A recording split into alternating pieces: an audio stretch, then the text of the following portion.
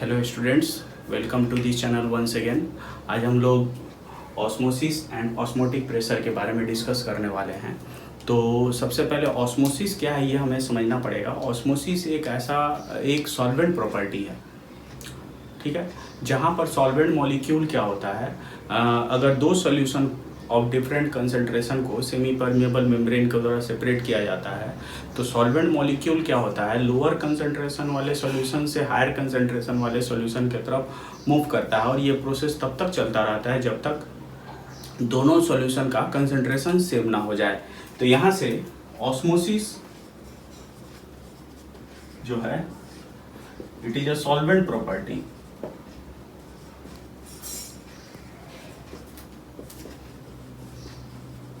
ठीक है, here when two solutions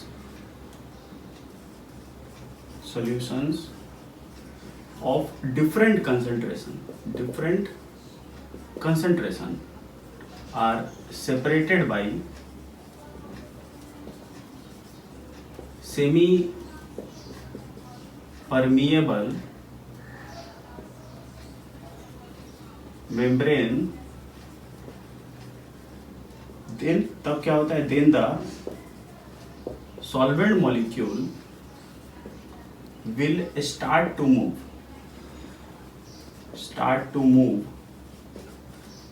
from the solution of lower concentration towards the solution of higher concentration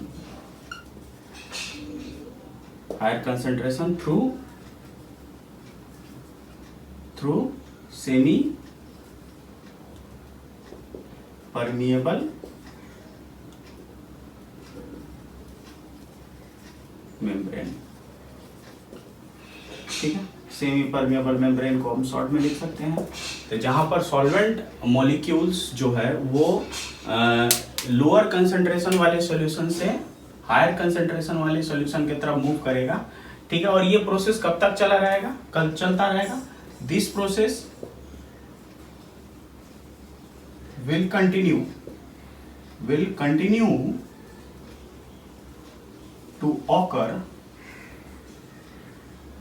to occur till the concentration of solution on both sides of semi permeable membrane becomes equal। Okay, तो इसको अगर हम एक experiment की तरह देखें कि अगर हम एक कंटेनर लेते हैं और इस कंटेनर में हम दो डिफरेंट कंसंट्रेशन का सॉल्यूशन कुछ इस तरह से लेते हैं। जैसे एक साइड में सॉल्यूशन ए है और एक साइड में सॉल्यूशन बी है, और दोनों को बीच से एक मेम्ब्रेन के द्वारा सेपरेट किया गया है। ठीक है, दिस इज अ मेम्ब्रेन। ठीक है, and this membrane is nothing but semi permeable membrane. Okay, condition क्या है यहाँ पे, concentration of A is smaller than concentration of B, ये कंडीशन है। ठीक है, तो अगर यही सही है तो यहाँ पर क्या होगा कि जो सॉल्वेंट मॉलिक्यूल है, ठीक है, जो सॉल्वेंट मॉलिक्यूल है वो होगा ये लोअर कंसंट्रेशन या हायर कंसंट्रेशन, तो सॉल्वेंट मॉलिक्यूल इधर से इधर मूव करना स्टार्ट करेगा through this semi permeable membrane. ठीक है, एज ए रिजल्ट क्या होगा कि जो इस कंटेनर में जो लिक्विड का लेवल बढ़ता जाएगा और इस कंटेनर में लिक्विड का लेवल घटता जाएगा। इनिशियली क्या था, दोनों कंटेनर में लिक्विड का लेवल सेम था, लेकिन जैसे ही दोनों को सेमी परमिएबल मेम्ब्रेन के द्वारा सेपरेट किया जाता है, तो चूंकि प्रोसेस स्पॉन्टेनियस है, तो as soon as both solutions are separated by semi permeable membrane, जो सॉल्वेंट मॉलिक्यूल है लोअर कंसंट्रेशन से हायर कंसंट्रेशन की तरफ तेजी से चला जाएगा। एज ए रिजल्ट यहाँ पर क्या होगा कि सॉल्यूशन बी में लिक्विड का लेवल बढ़ता जाएगा और सॉल्यूशन ए में लिक्विड का लेवल घटता जाएगा। ठीक है, तो ये एक प्रोसेस है ऑस्मोसिस का। ठीक है, तो अगर हम इसको थर्मोडायनेमिकली अगर हम समझना चाहें कि ये प्रोसेस क्यों होता है, तो थर्मोडायनेमिक पॉइंट ऑफ व्यू से इसका हमको कंसेप्ट मिल जाएगा कि ये प्रोसेस लोअर से हायर की तरफ क्यों जाता है। जनरली प्रोसेस हायर से लोअर की तरफ होता है, तो यहां पर थर्मोडायनेमिकली एक हम कंसेप्ट इंट्रोड्यूस करेंगे, ठीक है, जो है फ्रॉम थर्मोडायनामिक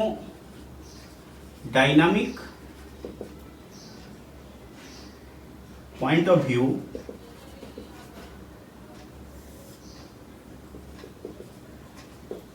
ठीक है, हम क्या लिख सकते हैं, from thermodynamic point of view we can understand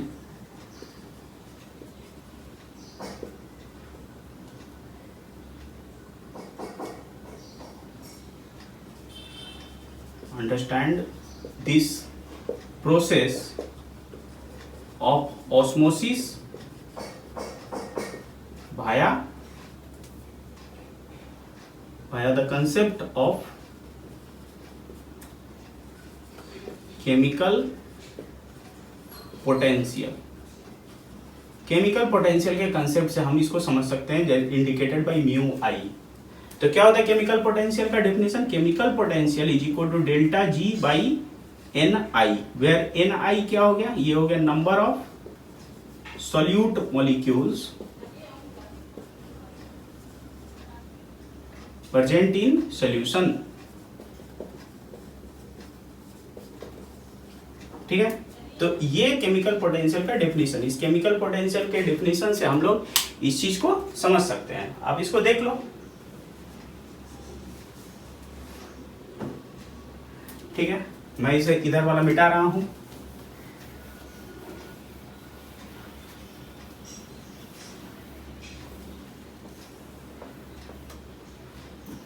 तो यहां पर आप देखो, अगर मैं केमिकल पोटेंशियल सॉल्यूशन ए का निकालता हूं, तो ये आएगा delta G by number of moles of A. ठीक है, और बी का निकालता हूं तो यहां पर delta G by number of moles of B.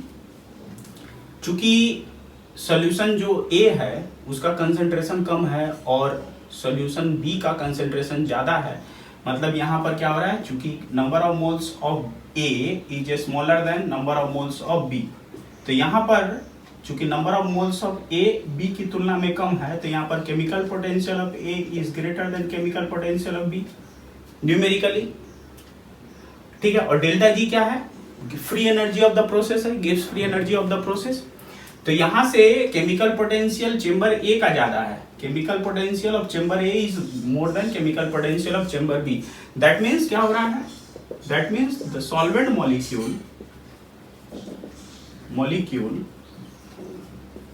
Are moving from a solution of higher chemical potential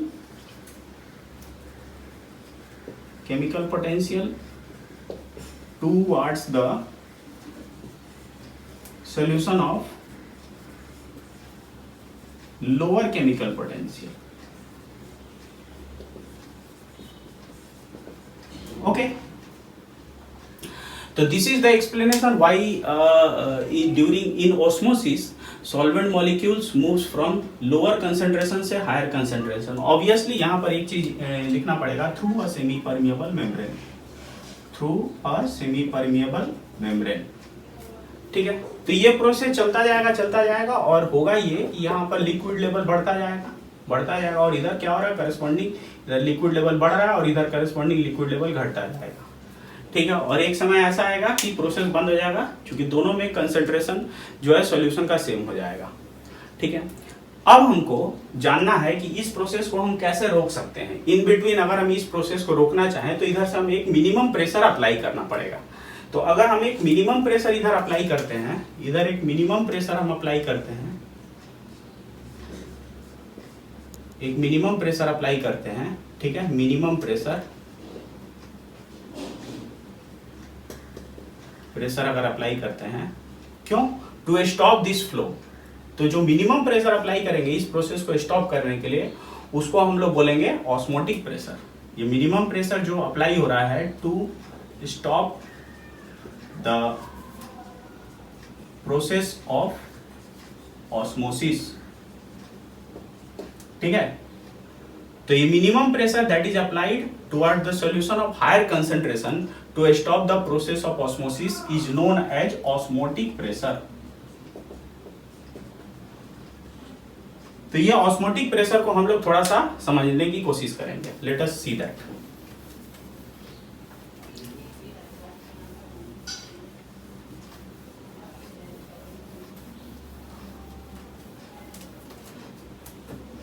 next हमारा हो जाएगा ऑस्मोटिक प्रेशर।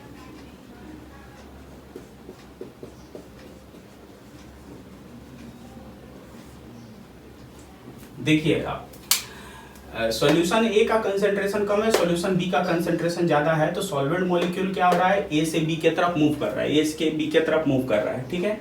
और एज ए रिजल्ट जो बी में लिक्विड लेवल बढ़ते जा रहा है, लिक्विड लेवल बढ़ते जा रहा है, और ये प्रोसेस तब तक चलता रहेगा जब तक दोनों सॉल्यूशन का कंसंट्रेशन सेम ना हो जाए, ठीक है।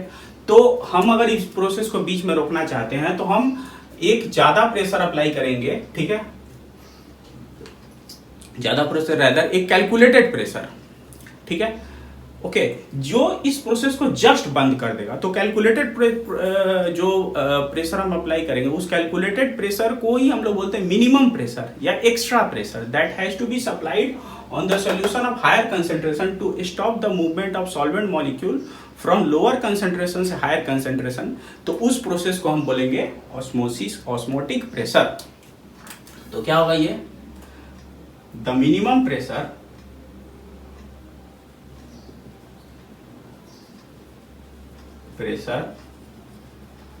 which is applied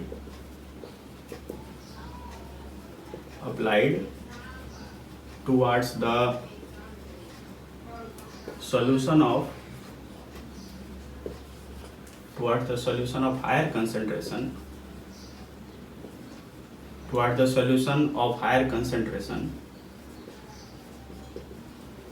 to stop the, क्या करना है, stop the process of osmosis,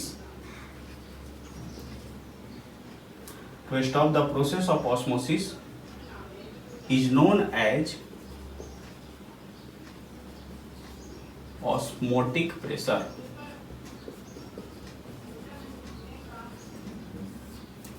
ठीक है, तो क्या हो गया, ऑस्मोटिक प्रेशर क्या होता है, it is a minimum pressure that has to be applied toward the solution of higher concentration when two solutions are separated by semi permeable membrane, obviously to stop the process of osmosis is known as osmotic pressure. Okay, तो यहां से ये osmotic pressure, तो osmotic pressure को यहां से हम indicate करेंगे किससे, पाई से। अब देखिए आप, यहाँ पर जो सॉल्वेंट का मूवमेंट हो रहा है, ठीक है, लोअर कंसंट्रेशन से higher concentration, what is the reason behind it, the reason behind it that कि यहाँ पर दोनों का कंसंट्रेशन डिफरेंट है। तो डिफरेंट कंसंट्रेशन का मतलब क्या हो गया, दोनों में number of solute molecules different है।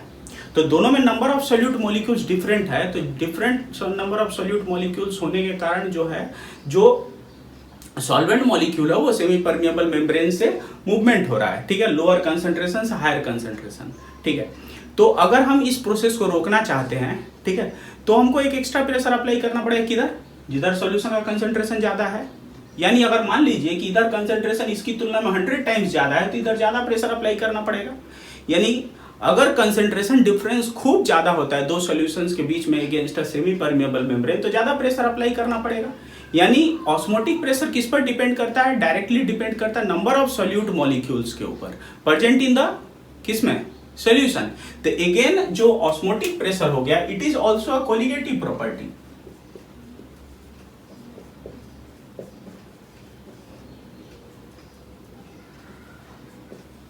ठीक है, जो सिर्फ depends on number of solute molecules present in किसमें, सोल्यूशन में, ठीक है, that means indirectly concentration of solution. तो यहां से जो हम अगर ऑस्मोटिक प्रेशर को बोले तो osmotic pressure is directly proportional to the concentration of solution where C is the concentration of solution, ठीक है। तो जितना ज्यादा कंसेंट्रेशन डिफरेंस होगा उतना ज्यादा ऑस्मोटिक प्रेशर होगा। कहने का मतलब ये है, दो सॉल्यूशंस के बीच में अगेंस्ट सेमी परमेबल मेम्ब्रेन जितना ज्यादा कंसेंट्रेशन डिफरेंट होगा, ठीक है, या कोई भी सॉल्यूशन जितना ज्यादा कंसेंट्रेटेड होगा वो उतना ज्यादा ऑस्मोटिक प्रेशर उसके ऊपर लगाना होगा, या उतना ज्यादा ऑस्मोटिक प्रेशर हमको फील होगा, या उसके ऊपर उतना ज्यादा ऑस्मोटिक प्रेशर ऑब्जर्व होगा। बात समझ में आ गई। तो ये जो प्रोसेस है, ये प्रोसेस को किसने ऑब्जर्व किया था? इस प्रोसेस को ऑब्जर्व करने वाले साइंटिस्ट का नाम था वेंट हॉप्स, ठीक है। तो यहीं से लॉ आया went hops law of osmotic pressure.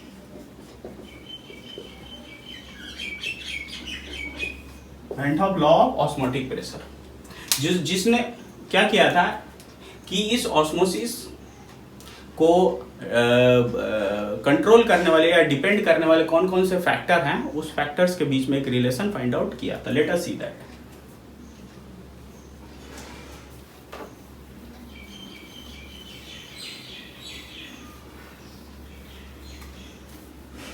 तो इसने went hop law of osmotic pressure में इसने 3 लॉ प्रपोज किए थे। फर्स्ट लॉ क्या था? फर्स्ट लॉ ये है कि जब व्हेन टेम्परेचर कांस्टेंट रहेगा, when temperature is kept constant, किसका टेम्परेचर? सॉल्यूशन का टेम्परेचर कांस्टेंट रहेगा, then osmotic pressure is directly proportional to the concentration of solution. Concentration of solution, तो कंसंट्रेशन ऑफ सॉल्यूशन किस में इंडिकेट करेंगे? यहां पर नॉर्मालिटी में, ठीक है। दैट मीन्स यहां पर नॉर्मालिटी को हम किससे इंडिकेट करेंगे? सिर्फ सी से। दैट मीन्स यहां पर व्हेन टी कांस्टेंट, ओके। यानी कोई सॉल्यूशन जितना ज्यादा कंसंट्रेटेड रहेगा उसके ऊपर ऑस्मोटिक प्रेशर उतना ज्यादा लगेगा। First law. सेकेंड लॉ क्या बोल रहा है? तो यहां पर फर्स्ट लॉ से जो इंफॉर्मेशन मिला वो हम एकदम लिखते जाएंगे। Pi directly proportional to C at constant T temperature. Second law क्या बोल रहा है? Second law, when concentration of solution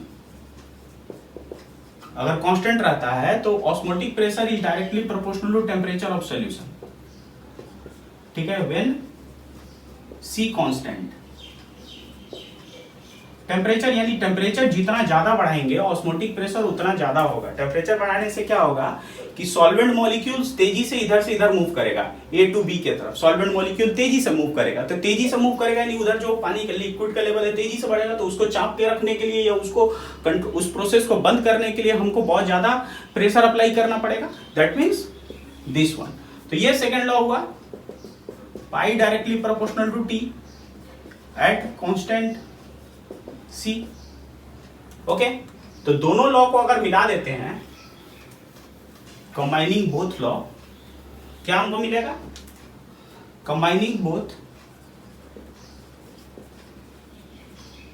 1 and 2 क्या मिलेगा? Pi directly proportional to C T. यहां पर एक प्रोपोर्शनलिटी कांस्टेंट डाल देंगे, pi equal to R C T, where R क्या हो गया? गैस कांस्टेंट हो गया, यूनिवर्सल गैस कांस्टेंट, ठीक है। सी कंसंट्रेशन ऑफ सॉल्यूशन, ठीक है। सॉल्यूशन किस में? नॉर्मालिटी में। और टी हो गया temperature in absolute scale, absolute temperature या टेम्परेचर इन एब्सोल्यूट स्केल, तो यहां से हम क्या लिख सकते हैं, हमारा law pi equal to CRT, this is the mathematical expression of van't Hoff osmotic pressure, van't Hoff law of osmotic pressure. ठीक है, ये हो गया mathematical expression, mathematical expression of van't Hoff's law of osmotic pressure.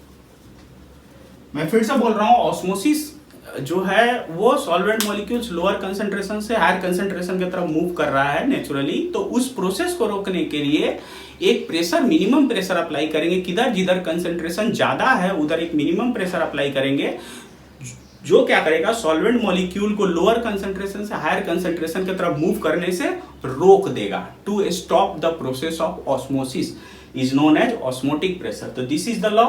ठीक है, अच्छा, इसी क्रम में तीसरा लॉ क्या है, थर्ड लॉ वेन हॉफ का। थर्ड लॉ क्या बोलता है, थर्ड लॉ बोल रहा है कि व्हेन इक्विमोलर क्वांटिटी ऑफ या equimolar amount of two solutes, two different solute are added separately into same amount of same solvent,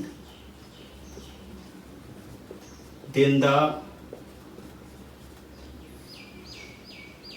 osmotic pressure, then the value of osmotic pressure, then the value of osmotic pressure will be same in both case, यानी दोनों solution, इन both solution osmotic pressure का value जो होगा same होगा। यानी अगर मेरा दोनों का कंसंट्रेशन सेम हो जाता है, ठीक है, तो यहाँ पर पाई ए और पाई बी दोनों सेम हो जाएगा। अगर दोनों का कंसंट्रेशन सेम हो जाता है तो बात समझ में आ गई। तो यहां से एक एग्जांपल ले लेते हैं कि अगर मैं दो सॉल्यूशन ले लेता हूं। अगर 1 molar glucose and 1 molar urea ले लेता हूं, ठीक है, दोनों में number of solute molecule same है, तो देन क्या होगा, the value of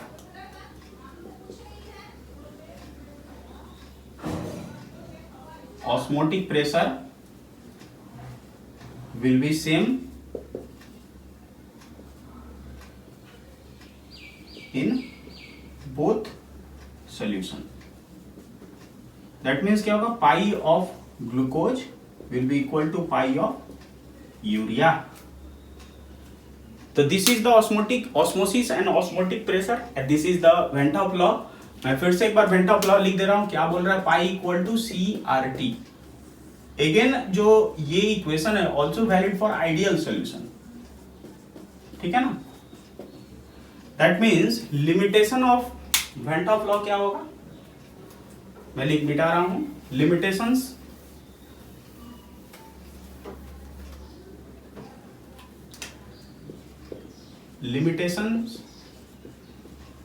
of van Hoff law. पहला होगा, the law is valid for dilute solution, ठीक है। दूसरा,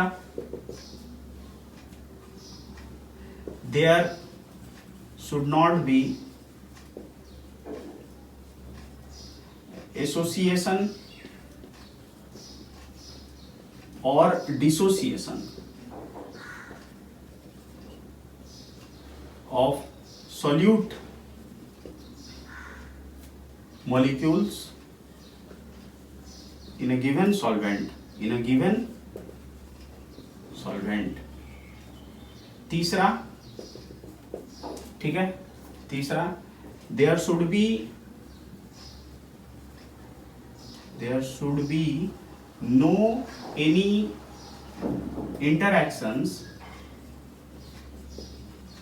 interaction among solute and solvent molecules।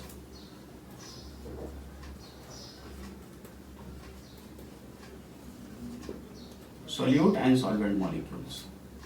तो this is the limitation, these are the limitations, this is the law, and this is the concept of osmosis and osmotic pressure। Now according to concept of osmotic pressure, there are three types of solution: isotonic, hypotonic and hypertonic। Let us see that।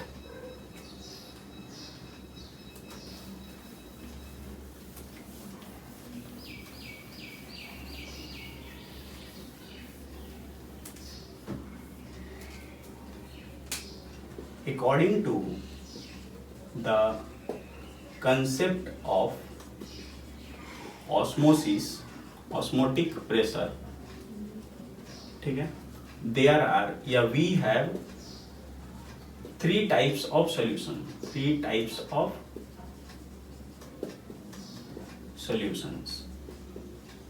क्या क्या है? three types of solutions। Number one, isotonic solution, isotonic solution। Number two, hypotonic solution, hypotonic solution। and number three, hypertonic solution, hypertonic solution। Now ये आपको समझना बहुत ज़्यादा जरूरी है, क्योंकि ये टोटली जो है बायोलॉजी से रिलेटेड टॉपिक है, ठीक है। बायोलॉजी में आप लोग पढ़े होंगे, लेकिन ये जो है मेडिकल फील्ड से भी रिलेटेड टॉपिक है, और ये न्यूमेरिकल्स के समय भी बहुत हेल्प करता है। तो सबसे पहले हम लोग एक एक करके जो सोल्यूशन है उसके बारे में देखेंगे। आइसोटोनिक सोल्यूशन सबसे पहले मैं डिस्कस कर रहा हूँ। Isotonic solution, isotonic solution. Isotonic solution क्या हो गया कि एक एग्जांपल लेके मैं बताता हूं, ठीक है। If we put RBC cells, red blood corpuscle cells into 0.84% sodium chloride aqueous solution. Sodium chloride के एक्वस सोल्यूशन में अगर हम पुट करते हैं तो क्या होगा, यहां पर एक कंटेनर हम सोच लेते हैं, एक कंटेनर सोच लेते हैं। इस कंटेनर में मेरा आरबीसी सेल है, ओके, और इसमें क्या है,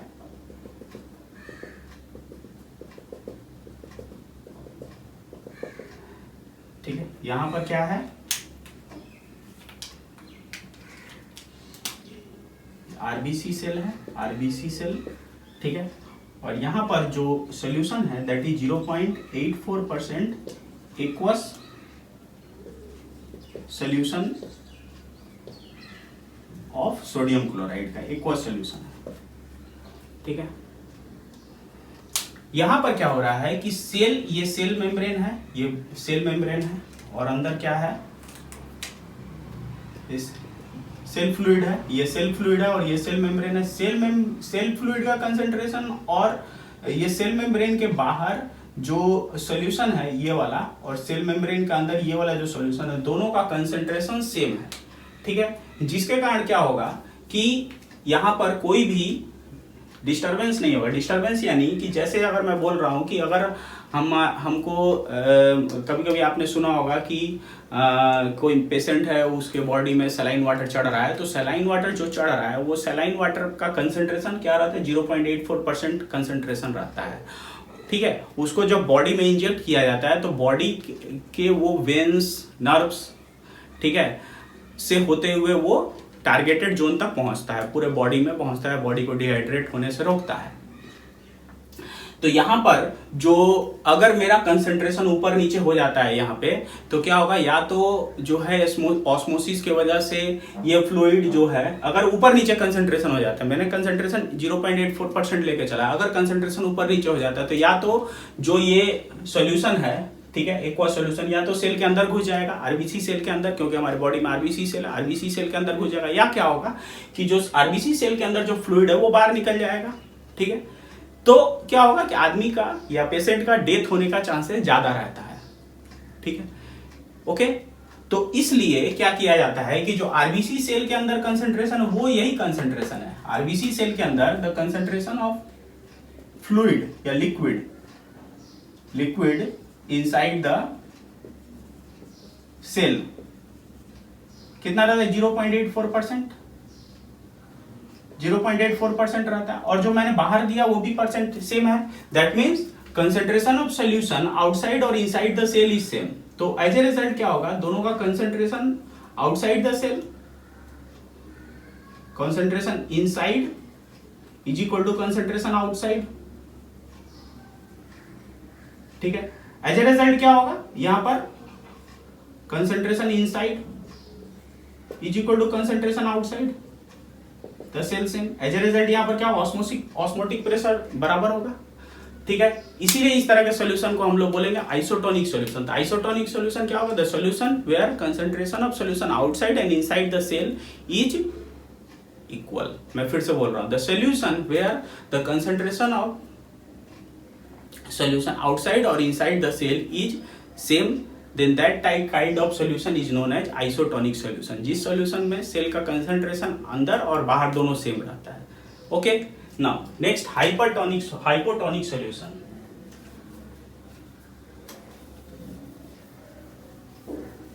hypotonic solution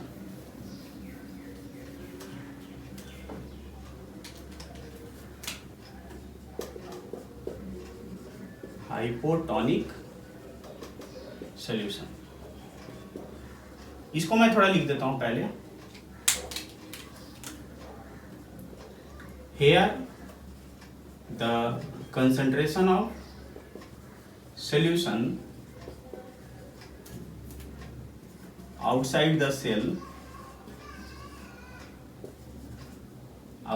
cell is less than the concentration of solution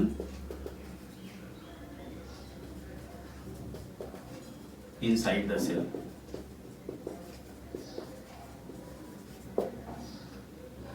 That means concentration outside is smaller than concentration inside। Here the concentration of solution outside the cell is less than the concentration of solution inside the cell। ठीक है, okay. RBC cell ले लेते हैं किसमें, fresh water में। ठीक है, ये मैं मिटा रहा हूं, RBC cell in fresh water, ये क्या है, फ्रेश वाटर है। ओके, तो यहां पर जो concentration of cell in outside जो है ये वाला वो लेस है देन कंसंट्रेशन इनसाइड। तो क्या होगा, the solvent molecule will move from inside to outside। So in this case the solvent molecule will start to move from outside to inside। ठीक है, एज ए रिजल्ट क्या होगा, as a result the RBC cell get burst, फट जाएगा। That means this RBC cell will get burst. यहां पर जो solvent molecule है वो अंदर घुसेगा, एज ए रिजल्ट ये आरबीसी सेल जो है ये फट जाएगा। Okay, RBC cell get bast.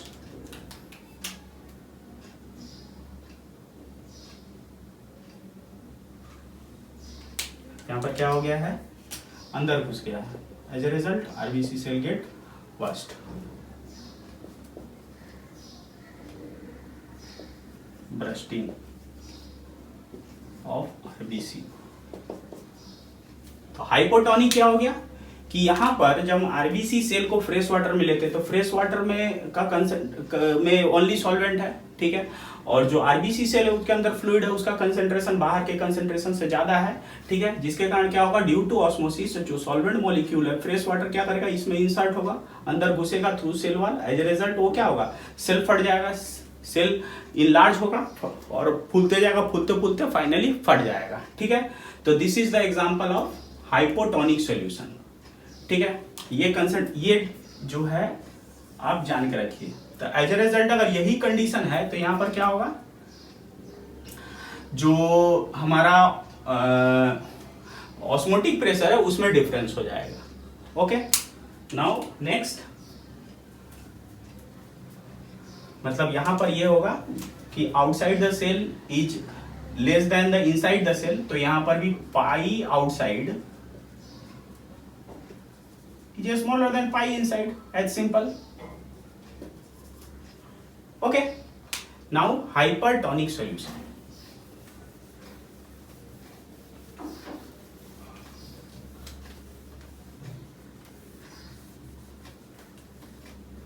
Hypertonic solution.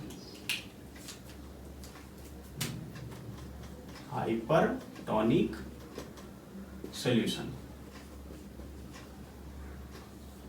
Okay, इसको मैं मिटाता हूँ, ठीक है। यहाँ पर एज इट इज मैंने आरबीसी सेल लिया हुआ है, आरबीसी सेल फ्लूइड है, ठीक है, और यहाँ से ये आरबीसी सेल्स, ओके, और यहाँ से ये जो है 4% एक्वस सॉल्यूशन ऑफ NaCl ले लेते हैं। अगर मैं सलाइन वाटर जो पेशेंट को दे रहा हूँ, जो पेशेंट को दिया जाता है जनरली सलाइन वाटर, उसका कंसंट्रेशन अगर 0.84% से ज़्यादा हो जाता है तो होगा ये कि due to concentration different between cell membrane and outside जो फ्लूइड आप सप्लाई कर रहे हो बॉडी में, जो ये 4% से मैंने लिया है, तो क्या होगा उस केस में जो सॉल्वेंट मॉलिक्यूल है सेल के अंदर वो बाहर निकल जाएगा, क्योंकि सेल के अंदर के सॉल्वेंट मॉलिक्यूल का कंसंट्रेशन जो है बाहर के जो सॉल्यूशन हम सप्लाई कर रहे हैं उससे काफ़ी कम है। तो ऑस्मोसिस की वजह से अंदर का सॉल्यूशन बाहर निकल जाएगा, एज ए रिजल्ट जो आरबीसी सेल है वो स्क्वीज हो जाएगा। तो यहाँ पर क्या है, here the concentration of solution outside the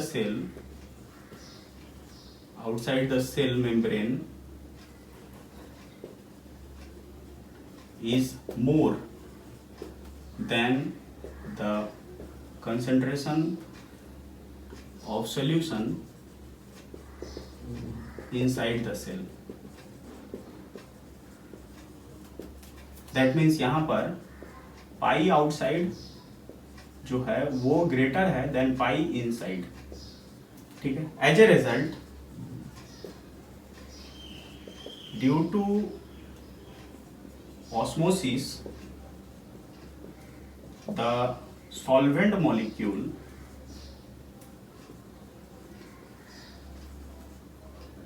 will come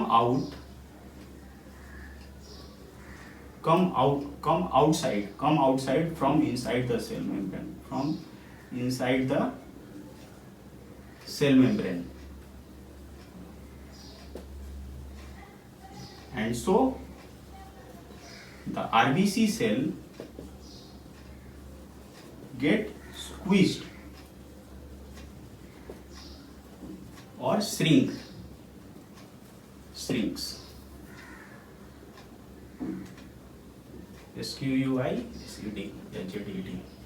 squeezed और shrinks, ठीक है। दैट मीन्स क्या होगा, ये पिचक जाएगा।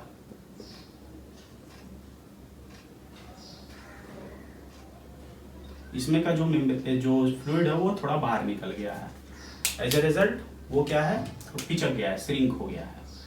यहाँ पर जो लिक्विड मॉलिक्यूल है, सॉल्वेंट मॉलिक्यूल, वो बाहर निकल गया है, ठीक है। तो these are the various type of solutions according to osmotic pressure. Okay, now that's it for the today's class. ठीक है, if you have any doubt you write in comment, ask in comment. ठीक है, if you have any numerical problem also write in comment. ठीक है, and stay safe, stay healthy. और एक चीज़ मैं ज़रूर बोलना चाहूँगा कि this is most probably the last topic. You must subscribe the channel because in one or more class, after one or more class I will start the solid state, again a very important topic.